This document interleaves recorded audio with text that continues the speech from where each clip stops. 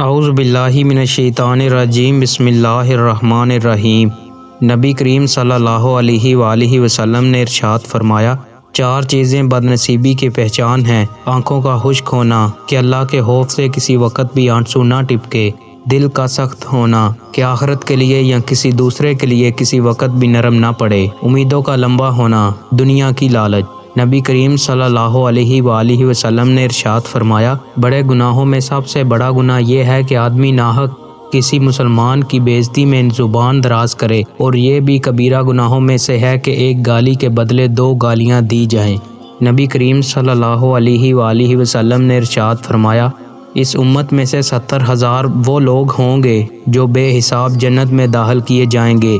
یہ 70,000 وہ لوگ ہوں گے جو بدفعلی نہیں کرتے، نہ منتر سے جھاڑ پھونک کراتے ہیں اور نہ داغ لگاتے ہیں، بلکہ اپنے رب پر بھروسہ کرتے ہیں۔ دوستو، مزید اچھی ویڈیوز کے لیے چینل کو سبسکرائب ضرور کریں۔ بہت شکریہ۔